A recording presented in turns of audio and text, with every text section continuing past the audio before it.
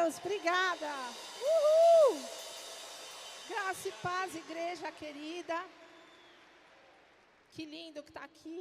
Você pode dar uma volta aí de 360 e ver que bonito que está tudo aqui? Olha que lindo!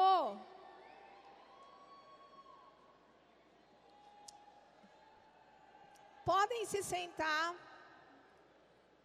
Pena que está frio. Está todo mundo de pretinho básico. Ó, pessoal, ó. Essa é a marquinha aqui do grão de mostarda, hein? Vou tirar, porque a gente fica todo meio, parece uma laranja, né? Vai tirando a casca. Amarelo não é a cor da minha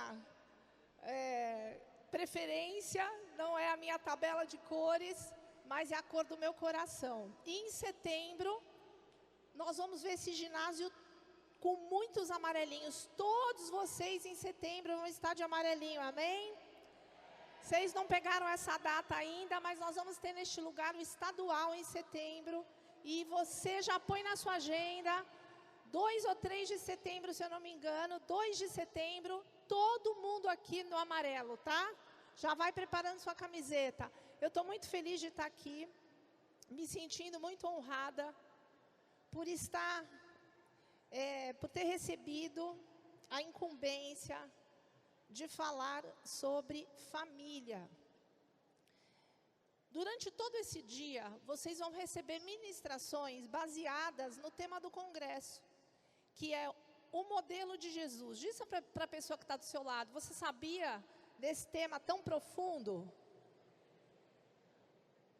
Deus colocou esse tema no nosso coração, porque nós somos a igreja que tem buscado viver o modelo de Jesus. E todas as ministrações, elas vão ser focadas numa área importante da nossa vida como igreja, trazendo essa referência do nosso modelo maior, que é Cristo, que é aquele que trouxe para nós toda a condição de entender o que está no coração de Deus, de viver o que está no coração de Deus. Então, começamos com o modelo de santidade, e agora nós vamos falar um modelo de família. Porque Jesus... Amém. Jesus nos dá a condição de entendermos qual é o modelo de família que está no coração de Deus. E eu fico muito apaixonada por esse tema e muito honrada e me sinto privilegiada, porque eu sou apaixonada pela família. Eu acho essa ideia divina, essa ideia de família, que é literalmente divina, a maior prova da existência do Senhor. A criação é a maior prova de existência do Senhor. E a família também. Uma mulher poder gerar. O sobrenatural, o mistério do amor, da conexão entre duas pessoas. Que se unem inexplicavelmente, porque essa escolha com certeza não depende de nós, para formar, depois gerar os seus filhos, e esse amor que nos une, isso tudo, gente, prova a existência de Deus. Percebe o quanto você é conectada com o seu marido, com a sua esposa, com os seus filhos. E se você não é, saiba que você está fora do propósito de Deus, você está fora do centro da vontade dEle. Então, falar de família para mim é muito bom, porque eu sou apaixonada por esse tema, e sou apaixonada pela minha família. Primeiro pelo meu marido, que está aqui sentado. Gente, não tem melhor. Agora eu vou ter que falar, é um marido santo, é um marido íntegro, bom, que cuida de mim. Lindo. Fica em pé, amor. Vou fazer igual eles fazem com a gente, olha. Não tem barriga, ó. Não tem barriga com 62 anos, gente. Isso é um modelo, não é só de santidade, é um modelo de estilo. Próximo você vai pregar o modelo de estilo e saúde. Apaixonada pelas minhas filhas, apaixonada pela minha mãe, pelas minhas irmãs, pelos meus sobrinhos, pelos meus sobrinhos netos, pela minha família El Shaddai, que eu sou apaixonada pelos meus filhos. Então, eu amo esse tema. Eu amo esse tema. E quando eu cheguei em Jesus, eu não cheguei com vício, eu não cheguei com uma enfermidade. Aparentemente as coisas iam muito bem, mas eu cheguei com uma lacuna muito grande, um conflito muito grande, na esperança de constituir uma família. Mesmo antes de me converter, eu tinha muito forte dentro de mim alguns conceitos que depois eu fui entender que eram os conceitos do coração de Deus. Eu era uma menina careta. Eu fiz faculdade de pedagogia na PUC, e quem conhece um pouco o contexto da educação sabe que PUC e educação não combina com caretice. E já lá, em 1900 e bolinha, eu entrava em embates com o povo da minha turma, com os meus 16, 17, 18 anos, para defender a fidelidade conjugal, para defender o sexo depois do casamento, para defender valores que eu cria, porque eu tinha um sonho de família. E eu me lembro que meu primeiro namoradinho, né, eu firme nesse propósito, não, o sexo é depois do casamento. Eu sempre vou ser fiel, ainda que no namoro, tinha muitas amigas que namoravam, mas dava puladinha de cerca para cá, puladinha de cerca para lá. E eu, naquela intenção forte de fazer aquilo, porque eu simplesmente cria.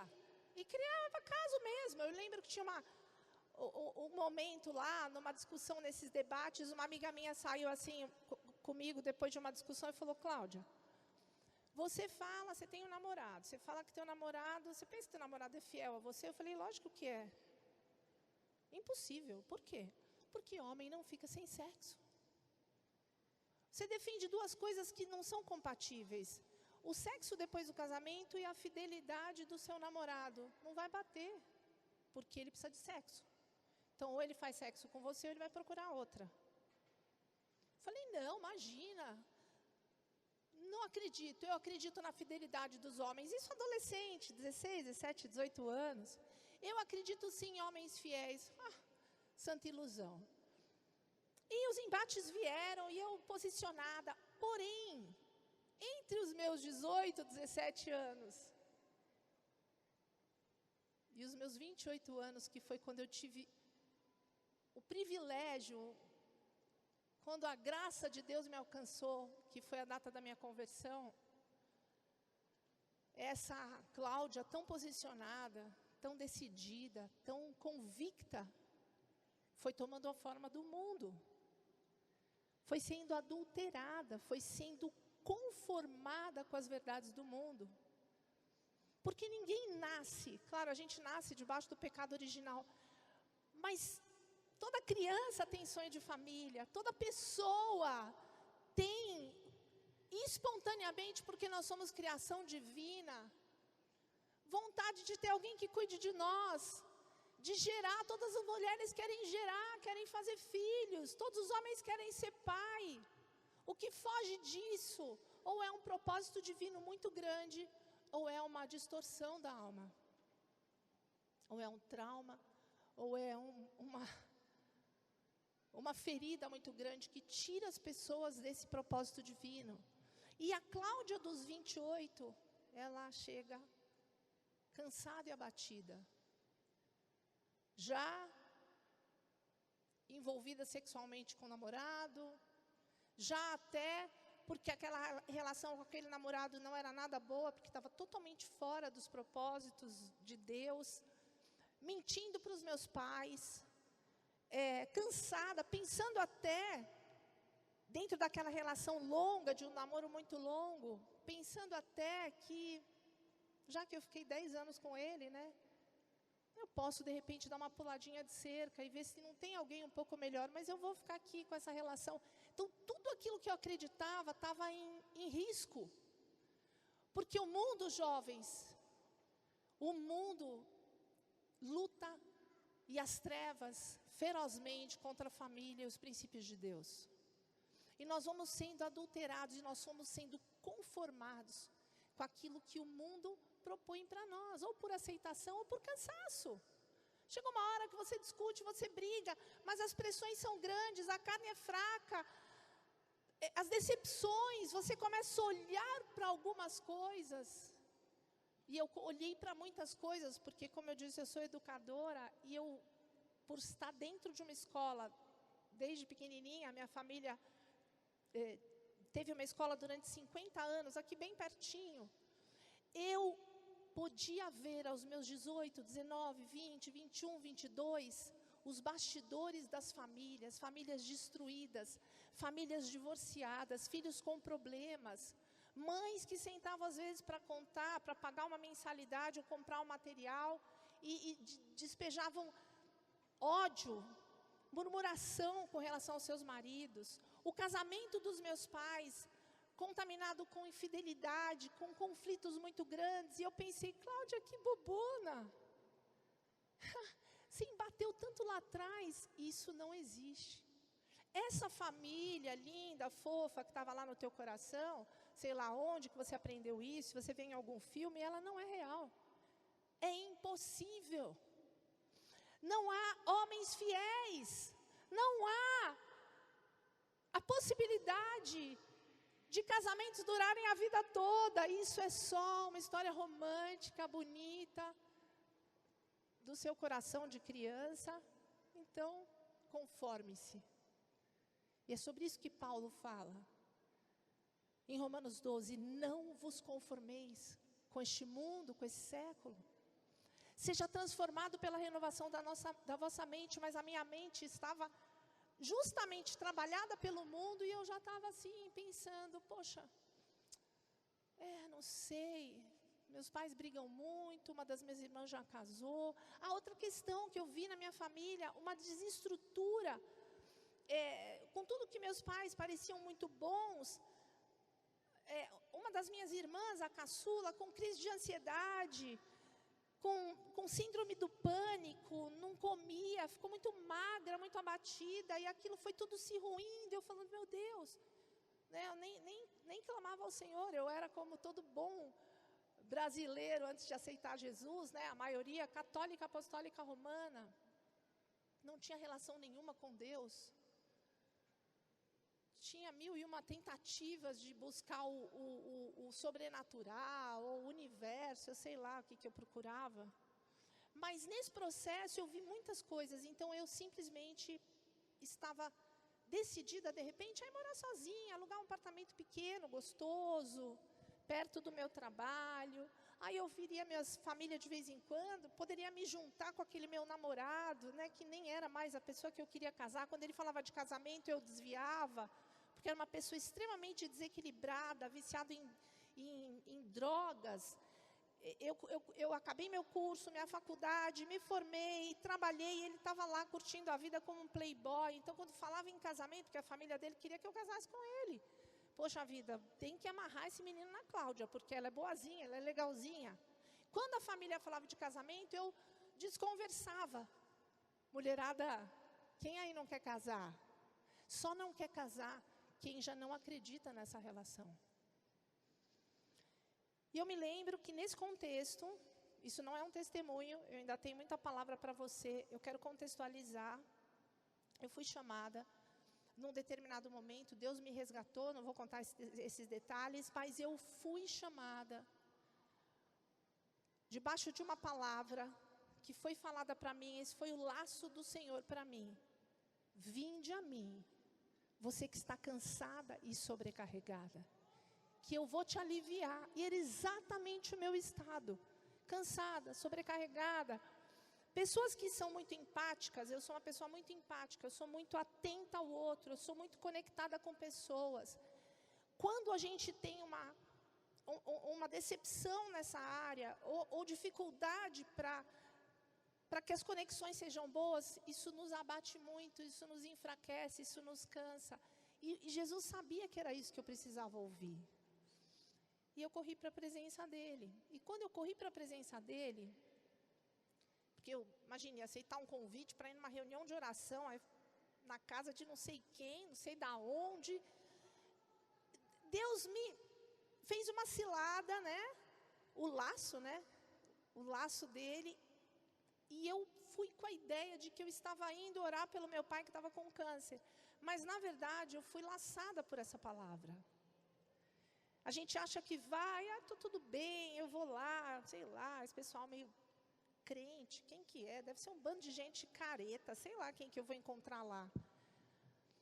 E cheguei numa célula, e ali aquele povo me amou, me abraçou. E dali eu fui imediatamente convidada para ir para um ministério chamado Adonep. Quem conhece Adonep? Poxa, acho que você é muito bom, né? Eu e Fábio fizemos parte da Adonep há muito tempo. Eu não conhecia o Fábio ainda, tá? Assim, conhecia, mas não, eu estava chegando em Jesus, tá, gente? Aí que aconteceu? Fomos para a Adonep. Eu fui para a Adonep.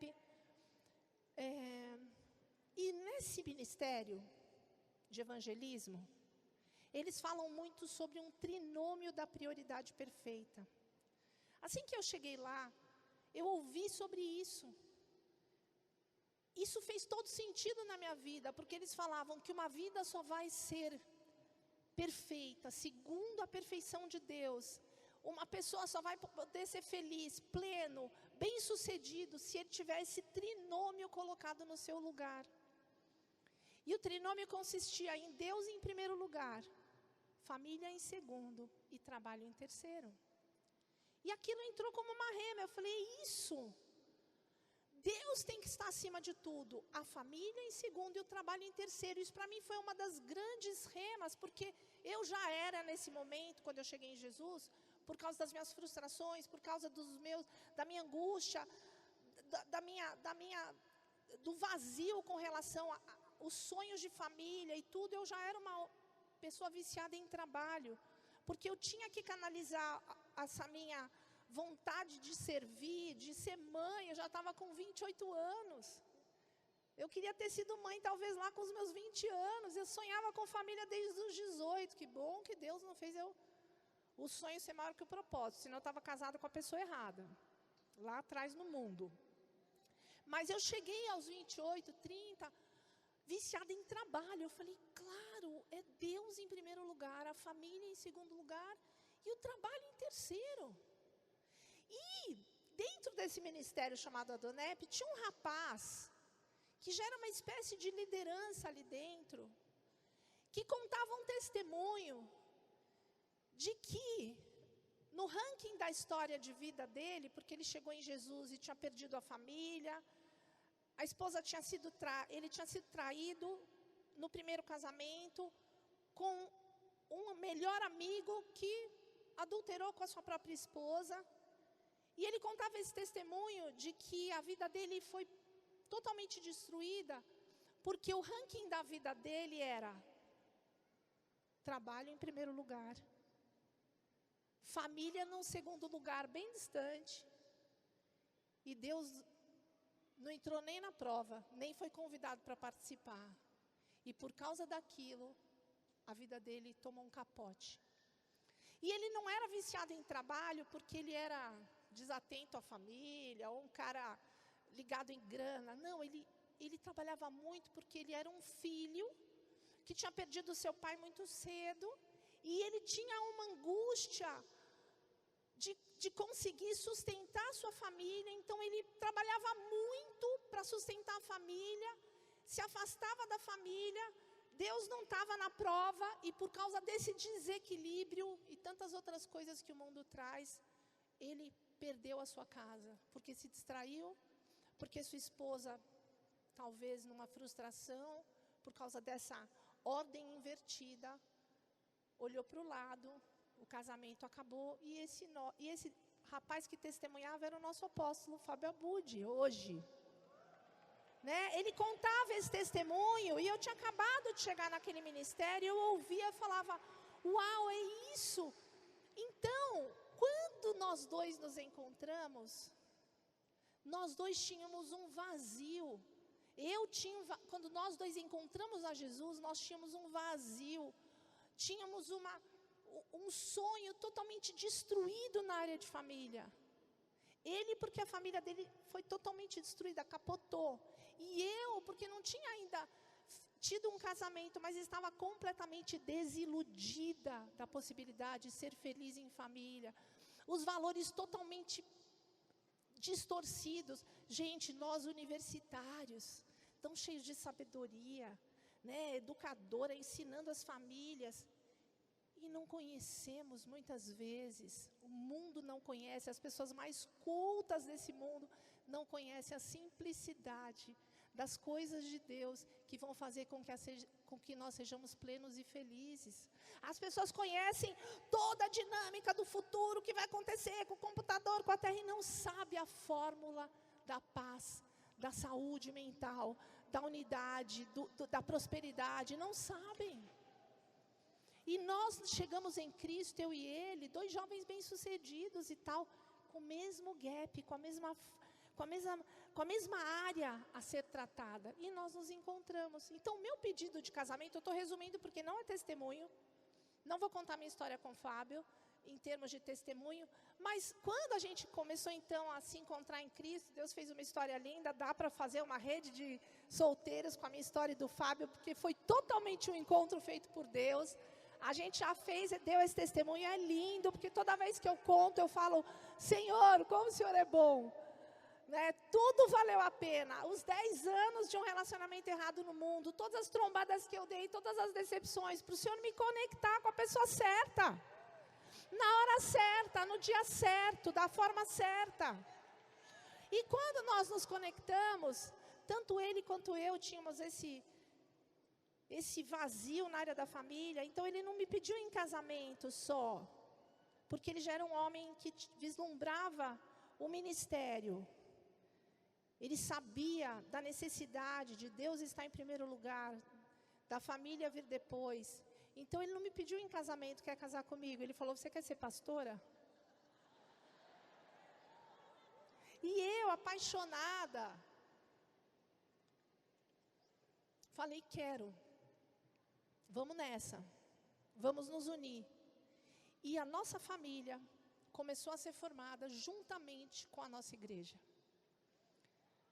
A minha família El Shaddai foi sendo formada, a minha equipe de 12 que está aí, muitas delas vieram antes que as minhas filhas. A minha família, por isso que é uma conexão tremenda, cada filha que eu gerei tem a ver com a conexão que eu tenho com a minha igreja El Shaddai, que é a igreja do nosso coração, e nós só estamos em pé, eu e o Fábio, porque erguer uma igreja, estabelecer uma igreja é guerra com as trevas, e estabelecer uma família, e edificar uma casa também é. Então nós começamos esse embate juntos, jovens, muito apaixonados, acho que ele mais apaixonado por Jesus do que por mim, e eu super apaixonada por ele, então deu tudo certo, porque um segurava a conexão com Jesus, e eu segurava a conexão com a família. E fomos levando a nossa vida, e fomos caminhando. E dentro desse processo das minhas lutas, das minhas guerras no início da vida ministerial e familiar, eu tinha muito certo uma coisa, que era o que eu tinha aprendido lá, no início da minha conversão. Deus estava sempre em primeiro lugar. Nos meus embates, nas minhas dores, pensa, gente, uma igreja se formando. Meu Deus, o Fábio apaixonado por gente, por Jesus, por tudo, aquela coisa, a igreja crescendo muito. Assim, foi tudo bem no nosso casamento até o primeiro café da manhã só. No primeiro café da manhã, ele acordou. Eu falo que é o primeiro, mas não é, mas bem no início, cansado, com a cabeça de quem foi dormir às 4 da manhã, 3 da manhã, porque era gente na nossa casa o dia inteiro. Eram discípulos que ainda não, a gente não tinha visão celular, então as pessoas chegavam e pediam oração e iam embora à tarde, e eu com a minha vida ainda secular, porque eu trabalhava ainda na escola, e eu querendo viver o sonho do casamento, e aí no primeiro café da manhã eu falando, olha, tal coisa, eu tenho, porque eu falo mais que a boca, né? Ele falou, dá para você parar de falar um pouco? Aí eu só estou te oferecendo Porque eu montei uma mesinha que eu queria tomar café com ele todo dia num jardim de inverno que tinha na minha casa. Só que não rolava, porque os nossos horários eram totalmente diferentes. A gente vivia uma vida maluca. E ele falou, Clau, para um pouco de falar. Acho que ele pensou, meu Deus, casei com a pessoa errada, ela fala muito. E eu pensei, Deus, o Senhor me deu uma pessoa quieta, muda, contemplativa. Estou lascada. Mas,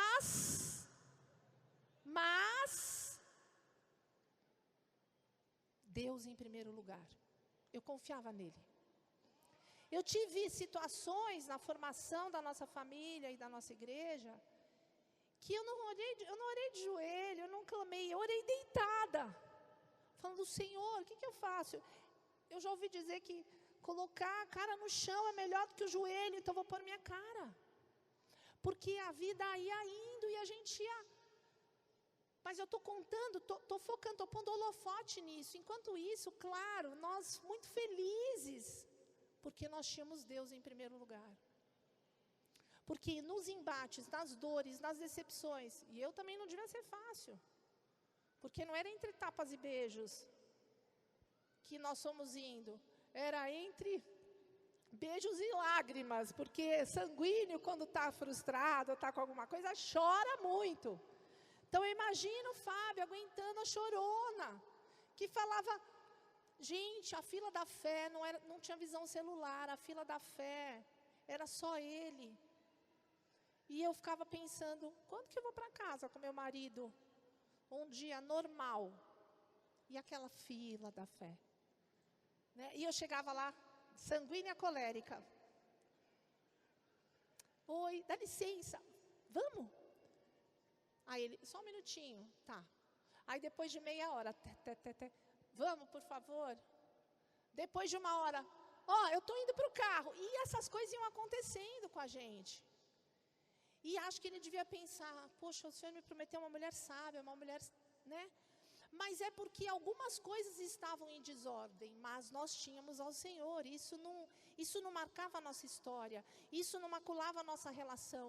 Isso era um embate que a gente vivia, mas a gente tinha uma estrutura e uma conversão firmada na realidade, na verdade, na certeza de que Deus estava tomando conta de nós.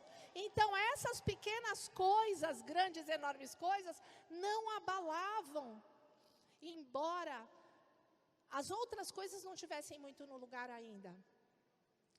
E é sobre isso que Deus quer falar conosco nessa manhã. De que na relação familiar, gente, a Bíblia é um manual de como nós mulheres temos que agir, como os homens devem agir, a gente conhece. Mulher, sejam sábias, homens, amem sua esposa como a igreja, nós já sabemos essas receitas. Mas existe um pano de fundo, existe um preparo que a gente precisa estabelecer na nossa casa, que é colocando sempre Deus em primeiro lugar e a nossa família em segundo lugar. Pastores, coloque a sua família em primeiro lugar antes do seu rebanho, antes da sua igreja, antes dos seus planos ministeriais. Isso é bíblico, isso é mandamento. Não tem como se cumprir toda a lei, toda a profecia, toda a receita bíblica sem a base correta. Uma mulher não será sábia se ela não for cuidada como a sua primeira ovelha. Seu filho não te honrará se ele não for cuidado como seu segundo discípulo, porque a mulher é a primeira e vice-versa. Esposa, seu marido não será o homem que cuida de você, se ele não for o seu primeiro alvo. Não tem jeito, você pode pregar na rede de mulheres. Toda a informação lá de Efésios, de todas as cartas paulinas, todo o ensino sobre como ser esposa, marido. Nós precisamos colocar a nossa casa em ordem antes. Colocar a casa em ordem é nós cristãos nos voltarmos para a família, porque, gente, está aqui junto, todo mundo louvando, vivendo a vida da igreja. Eu, quando me converti, eu queria ficar na igreja, eu queria correr para a igreja, eu queria estar na igreja 24 horas. Eu tive o privilégio de ser usada para salvar minha família. Mas tem famílias que dizem não, e essas pessoas, elas vão para a igreja porque a igreja é um lugar gostoso, seguro. E às vezes, nessa hora, há uma desconexão maior com a família. Porque a igreja supre a gente, a igreja é legal, o pastor é legal, os discípulos são legais, e a gente desconecta da realidade que Deus não fala sobre um próximo, que é um próximo salvo, quando ele fala que nós devemos amar a Deus sobre todas as coisas, e ao nosso próximo como a nós mesmos. Ele não fala, ame Deus, me ame sobre todas as coisas, e ao próximo lá da igreja. Não, ele fala do próximo. Quem é o nosso próximo? Quem é o nosso primeiro próximo? Faz essa pergunta para quem está do seu lado. Quem é a esposa? São os nossos maridos. Maridos, quem é o nosso primeiro, quem é o primeiro próximo de vocês? É a sua esposa.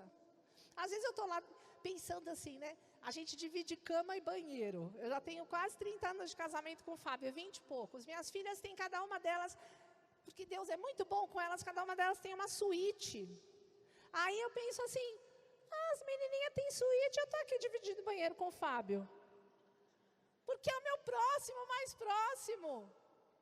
E divide a cama, e um vai dormir às 11, o outro já deitou às 10, e tipo, né, porque é o próximo para sempre. Outro dia eu estava roncando. Ele falou que não era ronco, que era assim, ó.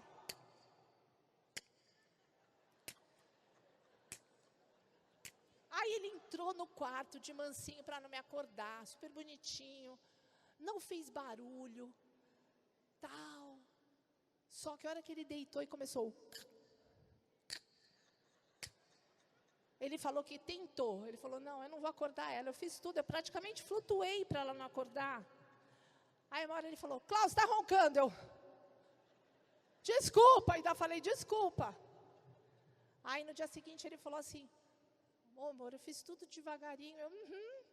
Eu entrei no quarto em silêncio, eu vi. Quer dizer, eu não ouvi. Só que eu tive que te acordar, porque você estava fazendo...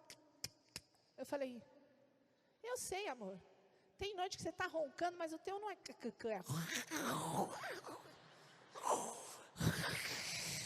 Gente, teve um dia que, juro, eu peguei o celular. Eu gravei ele. Eu falei, amanhã eu vou mostrar o ronco. Mas eu não acordei ele. Aí ele falei esse dia para ele assim, eu sei, amor, eu já passei por isso, é horrível. Dá vontade de divorciar, né? Ele, não. Porque você pensa coisas terríveis naquela hora. Você pensa, jamais eu vou dormir do seu lado. Porque são pequenas coisas na relação, porque nós somos seres humanos. Mas ele é o meu próximo mais próximo. E eu sou a próxima mais próxima dele. E é aí que a gente precisa aprender a viver família dessa forma, igreja. Eu não posso ficar sem ler a palavra. Então, a primeira referência que eu vou dar, porque tudo que eu estou falando é bíblico. O trinômio da prioridade perfeita não é a ideia da Adonep. Não é a ideia do Demo Chacariano e do Custódio Rangel, que eram os líderes desse ministério. Essa ideia é divina. E é o resumo de tudo que o Senhor Jesus nos ensinou em Mateus 22, 37. Os fariseus estavam querendo entender a lei, e Jesus falou assim, quando eles perguntaram, mestre, qual é o grande mandamento na lei? Jesus responde, ame ao Senhor, seu Deus, de todo o seu coração, de toda a sua alma, de todo o seu entendimento. É uma plenitude de amor, de conexão. Isso não é ir à igreja, isso não é fazer parte de um encontro, isso não é louvar na igreja, isso não é trabalhar na igreja, isso é uma conexão de amor, que te sustenta na prova, que te sustenta nas adversidades, que faz tudo que você vive, por pior que pareça ser, você entende que Deus está acima, porque você o ama de toda a sua alma, de todo o seu coração, de todo o seu entendimento. Você é inabalável, você sabe que a sua conexão com Ele, os seus devocionais, o seu tempo com Ele de qualidade, o seu silêncio, às vezes olhando para a palavra, o silêncio e o Pai ali do teu lado. Tem pessoas que vivem a obra de Deus, pregando nos altares e não abrem suas Bíblias, a não ser para preparar sermão. Só abre a Bíblia para preparar sermão, não tem devocional. Se a tua Bíblia for nova, não for rabiscada, não for melada, não for suja, e você só tiver uma, porque lá em casa eu tenho umas 5, essa não está rabiscada, melada e suja. Muito ainda. Porque o meu consolo, o meu conforto é o meu Deus. Você tem que ler a palavra, amá-lo de todo o entendimento, coração. É devocional, é secreto, não é a Bíblia, não é aqui, viu, gente? O Senhor está aqui, Ele está aqui. Mas Ele está aqui porque nós preparamos espiritualmente esse evento. Tem ajuntamentos cristãos que o Espírito Santo nem entra. Porque muitas vezes o líder não tem conexão com o Senhor, ama mais a Ele, aos seus sonhos ministeriais, aos seus anseios, aos dízimos das suas ovelhas, do que a Deus. Então, amar a Ele sobre todas as coisas, foi algo que Jesus disse. Esse é o primeiro grande mandamento. E o segundo, presta atenção no que ele fala em Mateus, eu não estou inventando. E o segundo mandamento, semelhante a este, tão importante quanto, com o mesmo peso de importância, o mesmo peso de proteção, de te fortalecer, de te deixar inabalável, ame o seu próximo como você ama a si mesmo. E ele ainda fecha dizendo, destes 2 mandamentos dependem toda a lei e os profetas. Tudo que nós vamos viver como igreja, do que já foi, do que virá. Porque Jesus falou, tudo que diz respeito ao passado e ao que virá, depende dessa base de conexão com Deus e com seu próximo. Tudo, tudo. Pastores com os ministérios abalados porque não cuidam da sua casa.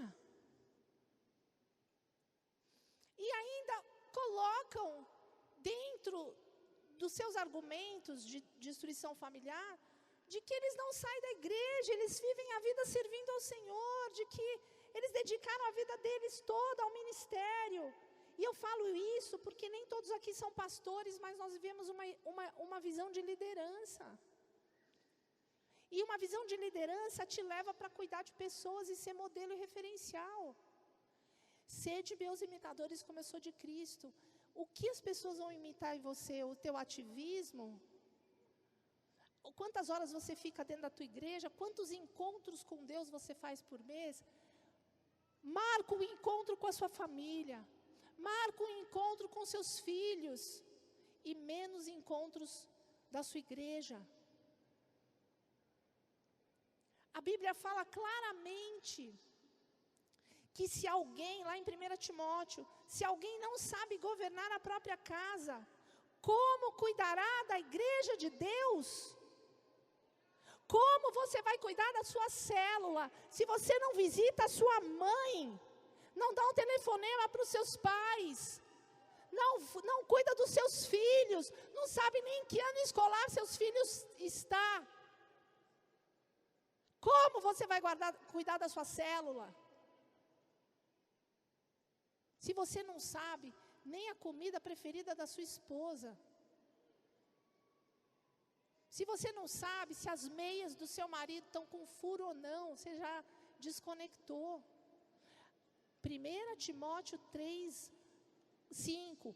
Pois se alguém não sabe governar a própria casa, como cuidará da igreja de Deus? Pensa 30 segundos como está a sua casa.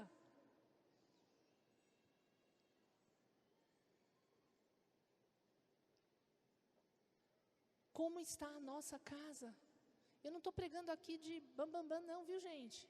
Eu não estou aqui de bonitona, tipo, ser de imitadoras da Cláudia, não. Eu estou contando minha história e mostrando o privilégio que eu tive de entender a necessidade dessa rema, desse alvo, desse caminho para viver uma igreja sólida. Não é a igreja maior, não é a mais bonita, é a igreja mais santa, a igreja mais limpa, a igreja mais guardada, a igreja mais protegida.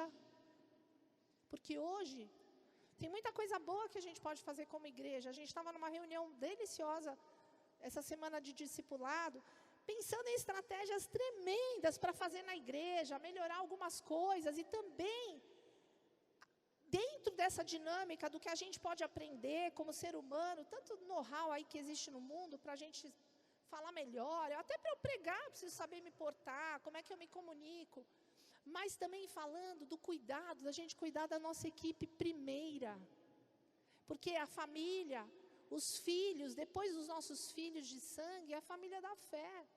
Deus nos deu uma visão linda, Deus nos deu uma medida para a gente poder botar isso em ordem, cuidar dos nossos 12, de primeira geração. Ou a gente vive a visão como ela tem que ser vivida, ou a gente vai ser uma igreja fake, falsa, mentirosa. Se você não sabe o estado da sua equipe, se você não conhece a necessidade deles, talvez porque você já é uma pessoa que está falhando no primeiro degrau, que é que você nem sabe como estão os seus filhos. Aqui em 1 Timóteo também 5:8, a Bíblia diz: se alguém não tem cuidado dos seus, especialmente os da própria casa, esse negou a fé e é pior que o descrente. Tem pastores no altar, tem líderes de célula, tem pastoras pregando, que são piores que os ímpios, terceirizando seus filhos, terceirizando seus maridos, terceirizando suas esposas, com a falsa ideia. Vocês lembram que eu falei que o Fábio falou que trabalhava muito? Não era porque ele era interessado em ser um milionário, é porque ele tinha um trauma e ele achava que ele precisava sustentar a família porque ele não tinha pai. Alguns pastores estão desesperados na igreja. Amor, eu preciso sair, eu preciso ir para a igreja precisa crescer, nós temos que pagar aluguel. Não vou almoçar em casa, não vou jantar em casa, eu tenho uma agenda esse fim de semana, eu preciso ter uma agenda, porque como é que eu vou pagar minhas contas? A agenda, eu ganho uma oferta. E acha que não está dando certo, porque sei lá, o diabo está agindo. É Satanás. Não, é porque ele está completamente fora da medida perfeita, da área de segurança. A minha receita para vocês hoje, que eu sei que vem de Deus, é simples.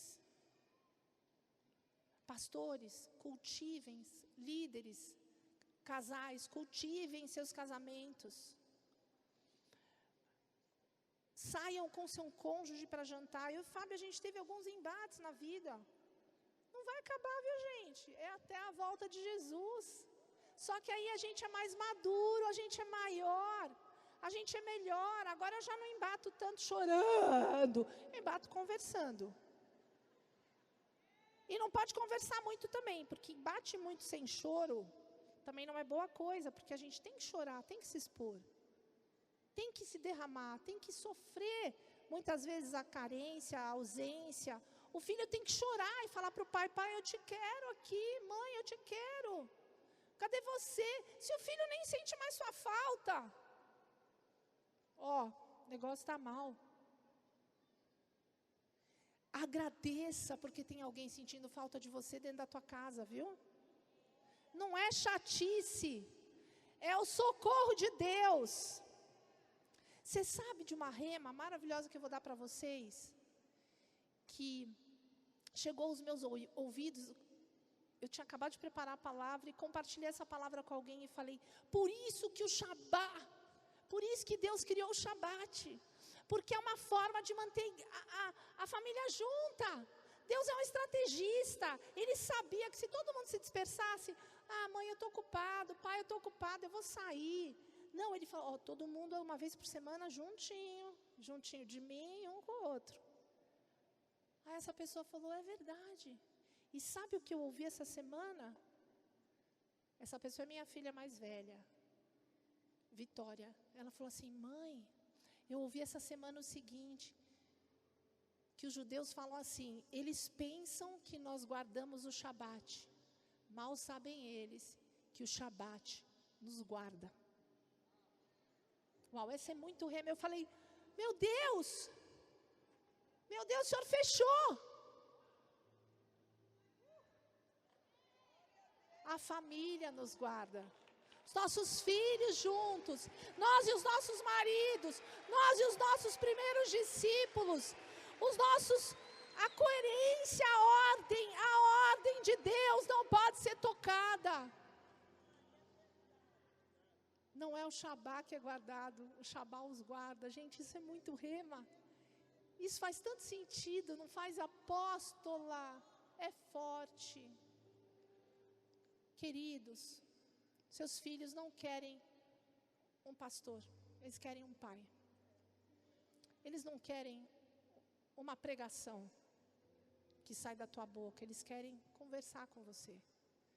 Maridos, suas esposas não querem ouvir novamente que elas têm que ser sábias e virtuosas, elas querem só ser cuidadas, elas querem ser percebidas, elas querem ser ouvidas, elas podem te ajudar.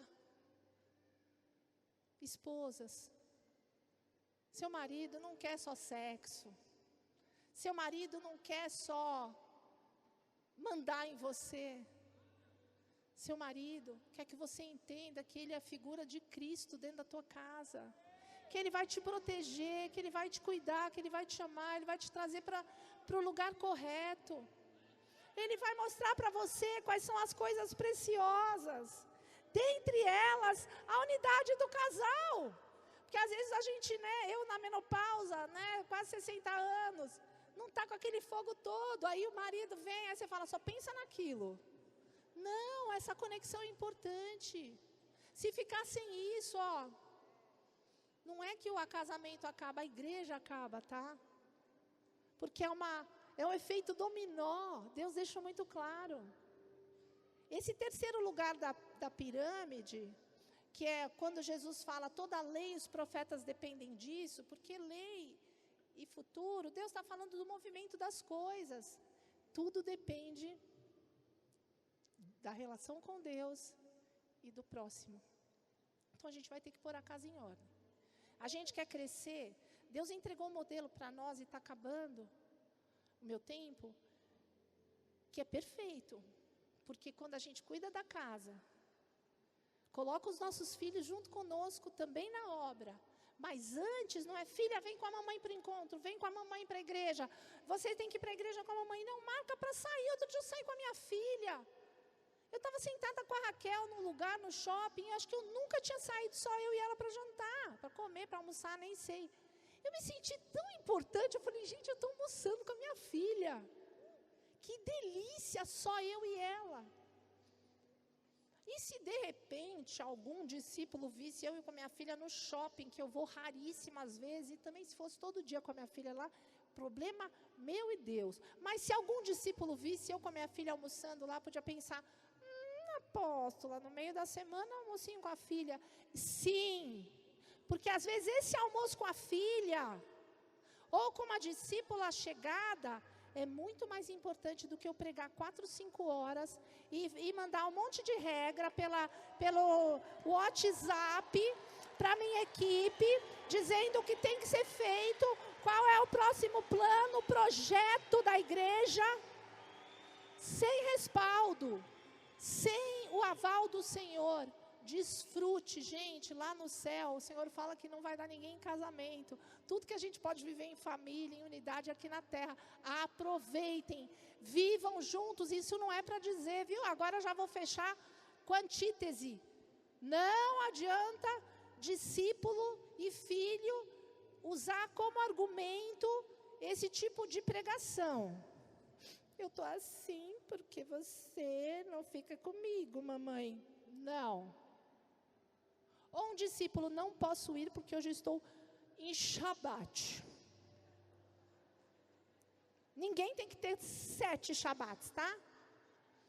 Hoje não dá, apóstola, lembra da sua pregação, eu quero ter consistência espiritual. Não posso mais fazer. Todas as noites eu fico com... Não adianta usar argumentos sabotadores. Vai para o centro da vontade de Deus, vai para o equilíbrio, vai para aquilo que Deus sabe que você tem que melhorar. Porque às vezes você fala que você vai ficar com a sua família, e seus filhos estão no celular, e você também, e seu marido também. Então, se é para ficar com o filho, é para sentar com o filho, é para conversar com o filho, é para perguntar o que eles precisam, é para contar. Faz uma coisa boa também, senta com a família e pede para eles falarem o que eles estão achando de você ultimamente. Eita, estão preparados? Pastores, senta com um discípulo de primeira geração ou outros discípulos. É porque, gente, quando eu falo primeira geração, a primeira equipe, é porque eu falo para o Fábio muitas vezes que é impossível a gente conseguir ter essa conexão. A gente vai se esfolar, porque não tem como com milhares de pessoas. Mas se a gente fizer o beabá no que está perto, a gente até vai mais longe no que está longe. Mas a gente não pode deixar isso aqui em detrimento de outras coisas que parecem boas. Você consegue entender? Mas senta com um discípulo de primeira geração, os mais próximos, fala, vem cá, me conta, o que você está achando de mim? Pode falar? Pode. Conta um pouco, me dá um feedback, me conta o que eu tenho feito, como você tem me visto. Às vezes até um discípulo pode falar. Eu me lembro uma vez, e já está fechando, que faz 2 minutos que meu tempo esgotou, que quando a gente fez uma brincadeira lá, muito tempo atrás, essa pessoa nem está mais na igreja, mas quando ela falou assim, aí chega a apóstola, acho que eu nem era apóstola, mas, aí ela chega, arrumando as coisas assim, arrumando a casa. Ela fez de um jeito assim, que eu achei legal, mas ao mesmo tempo eu falei, nossa, eu sou assim. Eu recebo as pessoas, oi, tudo, aí ela chega, está lá mesmo. Aí depois que ela falou isso, eu me reparei, é verdade, eu recebia todo mundo rodando de lá para cá, que nem uma louca. Oi, gente, tudo bem? Senta aqui. E eu me policio até hoje, porque eu sou assim. Eu tenho que ser assim, ó. Oi, graça e paz. Tudo bem, Lucas? Como é que você está? Eu sou assim, Lucas, dá licença. Gael, dá licença, Gael. As pessoas precisam ser olhadas. André, tudo bem com você? Oi, tá. E esse feedback, por mais que possa ter sido uma crítica velada, eu me policio, às vezes eu me vejo essa pessoa. Então pergunte para o seu marido, pergunte para o seu filho, pergunte para a sua esposa, pergunte para o seu discípulo, pergunte para a sua mãe, os que estão mais perto. E aí? Pode abrir a boca, estou preparado. E ainda os que, para fechar, disserem, mas a senhora fala de uma família perfeita, de um lugar legal, que a gente... Eu não tenho nem mãe para conversar, não tenho nem pai para perguntar, eu não tenho nem filho, eu estou tentando gerar. Eu vou deixar 2 referências que estão no livro, um de Isaías e um de Lucas. Quando Deus já sabe que a gente vai ter alguns gaps na família, alguns vazios, alguns não vão ter mãe, não vão ter pai, porque estão longe, porque foram abandonados.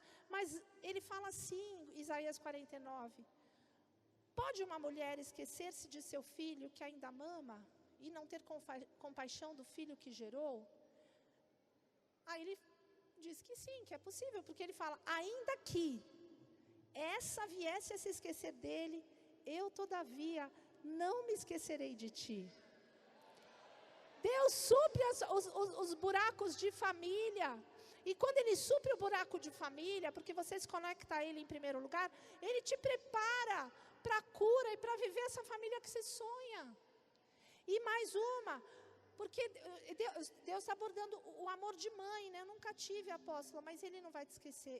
E aí Deus fala do pai também. Qual pai dentre vós, que se o filho pedir pão, dará pedra? Aí, por exemplo, o apóstolo Reinaldo vai dizer, jamais. Se meu filho pedir pão, jamais eu vou dar pedra. Né? O apóstolo França, se um filho pedir peixe, eu vou dar uma serpente? Jamais.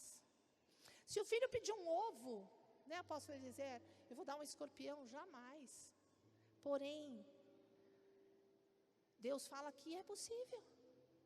É possível. Que loucura, né?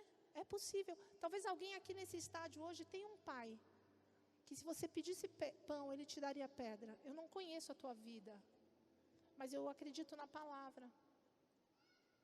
E Deus fala assim, se vocês sendo maus, dão coisas boas aos filhos, porque Ele fala que nós não somos bonzinhos, porque a gente fala, não, jamais daria.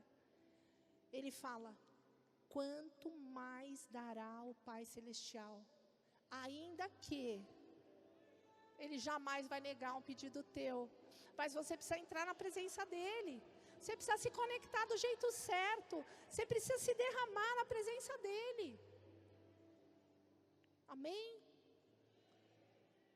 Ele é melhor que o melhor pai, Ele é melhor que a melhor mãe, nós somos imperfeitos e falhos. Igreja, chega de ativismo, pastores, pastoras, líderes, pais, mães, cuidem da sua casa, maridos das suas esposas, esposas dos seus maridos, pais dos seus filhos, pastores dos seus discípulos. O mundo luta tanto para destruir a família, porque ela é uma ideia divina. As coisas, os afazeres, o trabalho quer nos desconectar disso. Uma família ajustada, unida em Deus, é simplesmente invencível. Diga, invencível. A família é o nosso primeiro ministério. Quando alguém perguntar, Andressa, né? Andressa, qual é o seu ministério na igreja? O que você fala? Não, se eu te perguntar, Andressa, assim no corredor, qual é o seu ministério? Dança. Claro, é natural. Qual é o seu ministério? Adoração. Agora nós vamos responder. Qual é o seu ministério? Família. Primeiro é família, depois os outros. Amém? Essa vai ser a rema. Famílias saudáveis. Igrejas saudáveis. Famílias saudáveis. Igrejas saudáveis. Famílias invencíveis. Igrejas invencíveis. Fique em pé. Vamos nessa nova atmosfera, dessa rema. Se você tiver agora com um familiar aí do seu lado, olha quanta família aqui, a minha família está aqui nessa primeira fila. Lucas, faz um som gostoso para as famílias se conectarem. Olha no olho. Você sabe por que Jesus sentava com os discípulos na mesa? Porque a gente se olha no olho. Quando a gente olha para o olho do outro, a gente consegue ver coisas que, sentado nessa disposição aí, ó, ninguém sabe. Quando está sentado em fileiras, nas igrejas, nos encontros com Deus, ninguém sabe como você está. E ninguém vai conhecer se não sentar com você de frente. Por isso que a mesa é tão importante. Conecte-se com a mesa.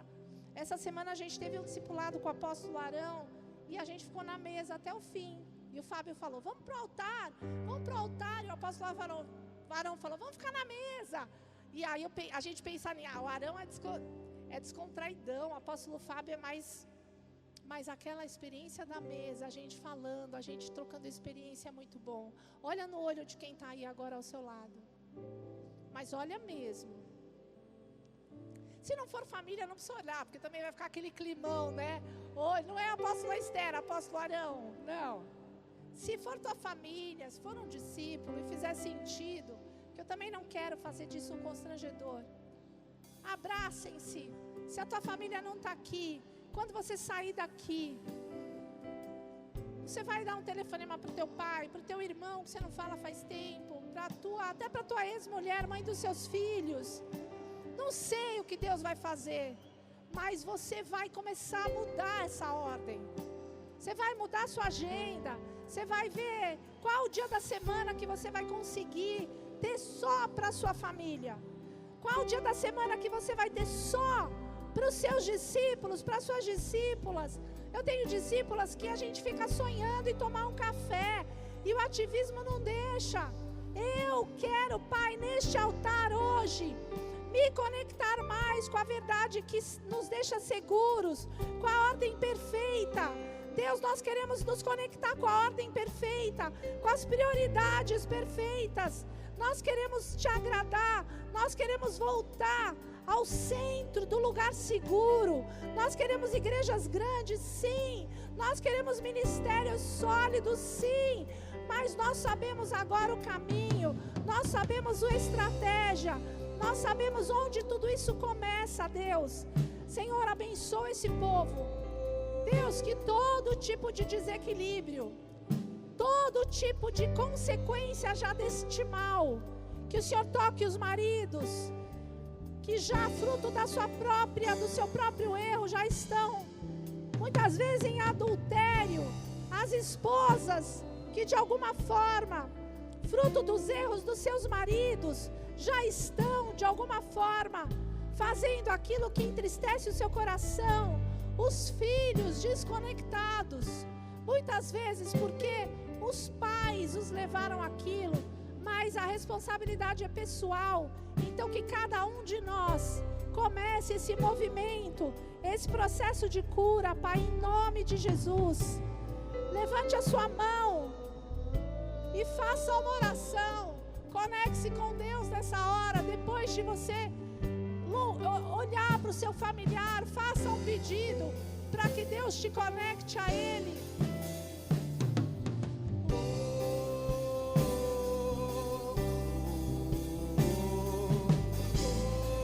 Nós já vamos encerrar. Depois da minha ministração já é o momento de encerrar. Mas eu quero te convidar, se essa palavra faz sentido, se isso toca o seu coração, corre para esse altar. Não é mais um púlpito. E vem se conectar com Deus. Vem colocar a sua vida na posição correta. Venham aqueles que precisam dessa ordem nas suas casas. Eu preciso, Senhor. Eu sou a primeira que preciso colocar todas as coisas na posição correta, na ordem correta. Hoje Deus estabelece uma nova conexão com Ele. Não é com pessoas primeiro. As conexões com pessoas virão depois. É uma conexão com Ele. E essa conexão vai fazer você enxergar os seus filhos, enxergar a sua esposa, enxergar o seu pai, enxergar o seu marido, enxergar as pessoas de uma outra forma. Deus está mudando, Deus está arrumando, Deus está consertando a nossa vida. Nós seremos modelo. Nós somos modelo. Nós seremos a igreja modelo, a igreja equilibrada. Nós seremos modelo em família. Diga aí para Deus: Senhor, eu quero ser o modelo de família. Diga: Senhor, eu quero ser o modelo de filho teu.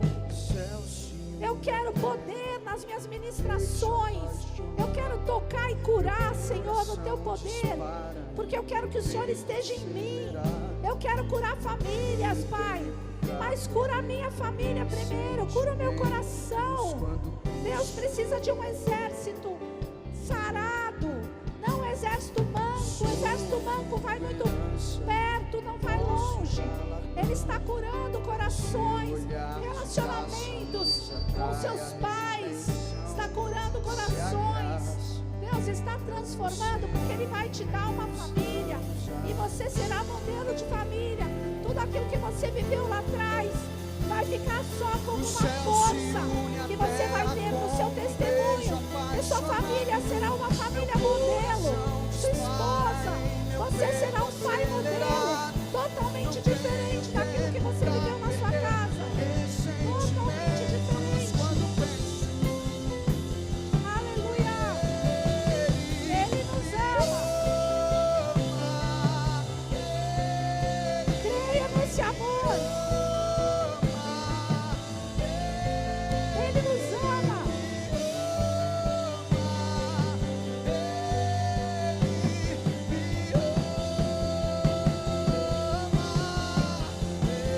Declare, Ele me ama tanto.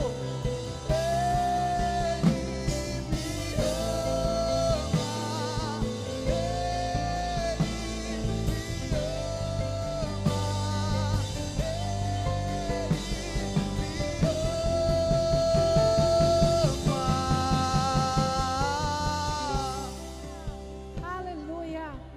Ele tem cuidado de nós. Aleluia. Essa é a mensagem. Essa é o socorro do Senhor. Ele precisa nos guardar, Ele precisa nos proteger. Igreja, nós temos um mundo lutando contra a família. E nós só vamos para essa guerra com a nossa casa arrumada. Nós não vamos vencer essa guerra com a nossa casa desarrumada. Não há força em nós para isso. Ele está preparado, o mundo, ele está aliançado com as trevas. E nós precisamos dessa conexão, porque nós vamos vencer o mundo. Nós e as nossas casas serviremos